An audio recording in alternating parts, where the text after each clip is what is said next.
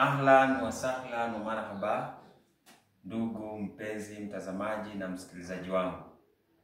Karibu katika kipindi hiki, kipindi cha Kiswahili, lugha ashirafu ambayo inapendwa sana duniani na nchini Kenya na Afrika Mashariki.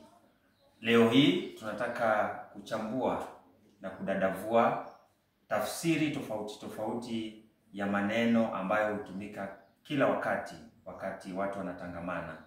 Kwa hivyo tafsiri ya misamiati hasa ambayo inahusiana na utangamano wetu kama jamii na kama watu wakati tunafanya mambo yetu ya kawaida.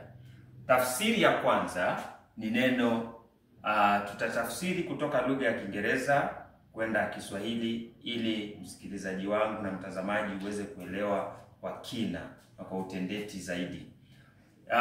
Neno la kwanza ni economy. Economy ambayo kwa lugha ya Kiswahili tunaita uchumi, ambao kwa wakati huu umekalia wengi wetu kweli. Kisha neno la pili ni economic challenges. Economic challenges, tafsiri yake katika lugha ya Kiswahili ni changamoto za kiuchumi. Neno la tatu ni climate change. Climate change ambayo tafsiri yake katika lugha ya Kiswahili ni mabadiliko ya hali ya hewa, au unaweza ukasema mabadiliko ya hali ya anga. Hutakuwa umekosea abadan kabisa.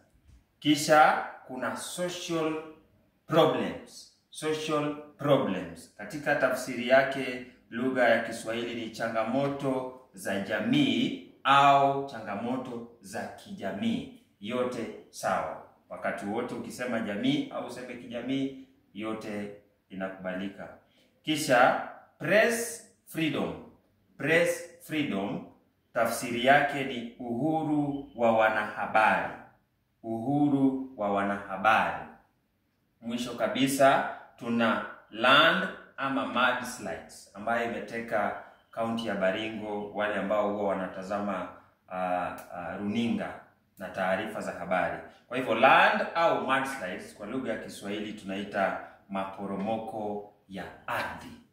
Kwa hivyo mtazamaji wangu, ili kupata tafsiri hizi na zingine zaidi, jumuika nami katika ukurasa wangu wa YouTube ili uweze kujifunza na kuweze kufurahia maneno mengi zaidi ya Kiswahili na tafsiri zao. Hadi wakati mwingine, inshallah tukutane katika kipindi kijacho.